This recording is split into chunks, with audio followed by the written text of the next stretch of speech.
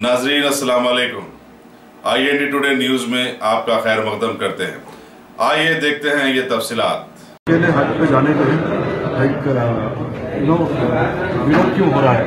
ये समझते हैं कि all India Muslim personal law का विरोध कर रहे हैं या आप मोदी का विरोध कर रहे हैं? पर मोदी जी ने मन की बात में भी इस बात को कहा है कि मुस्लिम वेमेन कैन ट्रेवल फॉर हज विदाउट मेल गार्जियन। ऐसा है ना कि अब कल सऊदी अरब में वहाँ पर मुस्लिम लेडीज गाड़ियाँ चलाएंगे तो प्रधानमंत्री बोलेंगे देखो भैया मेरे बोलने पर गाड़ियाँ चला रहे हैं।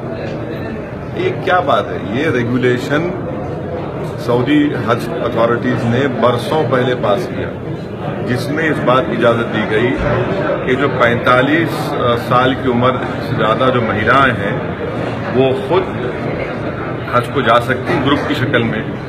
और इसमें मलेशिया, इंडोनेशिया, कई अरब कंट्रीज अपने अपने कंट्री से जो 45 इयर्स के ऊपर की लेडीज हैं हज पे जा रही हैं। ये प्रोविजन पहले से है। अब आकर प्रधानमंत्री बोल रहे कि मैं क्रेडिट ला, उनको आदत हो चुकी है हर चीज से क्रेडिट लेने की।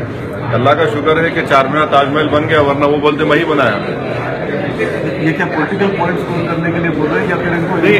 अगर आपको इतनी फिक्र है मुस्लिम महिलाओं की तो आप जकिया जाफरी से इंसाफ कर दीजिए। आप 7% रिजर्वेशन से मुस्लिम महिलाओं को दीजिए, एजुकेशन दे दीजिए ना, इससे खत्म हो जाएगा। ये सब ये टोकन क्या है? ये जो आप नहीं करे उसका भी आप अपने नाम पे ले ले रहे। तो असल मसला मुस्लिम महिलाओं का एजुकेशन का, रोजगार का है।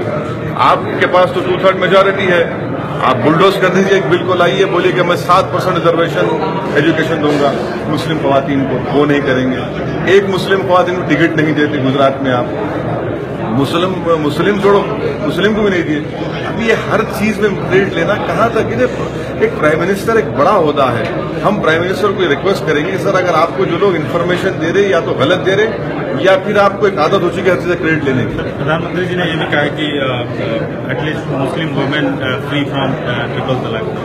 क्या हम प्रधानमंत्री से बड़ी इज्जत के साथ कह रहे हैं कि इस मुल्क में सबसे बड़ा मसला खवातीन का, लेडीज का, मैरिड वुमेन का अबेंडन हो चुके हैं 24 लाख, जिसमें 20 लाख के करीब हमारी हिंदू बहनें हैं, 2 लाख मुसलमान हैं, 90,000 क्रिश्चियन हैं।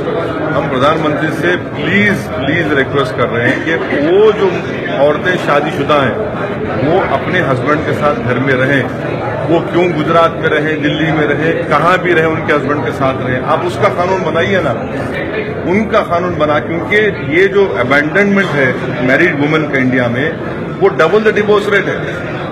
और हम ये भी दोबारा मैं कह रहा हूं कि ये अगर बिल लॉ बनेगा तो इससे नाइंसाफी सबसे ज्यादा मुस्लिम खवातीन से होगी, कंप्लेन पे तो जेल चला जाएगा, और अबैंडनमेंट ज्यादा होगा मुस्लिम लेडीज का। इंसाफ नहीं होगा, नाइंसाफी होगी।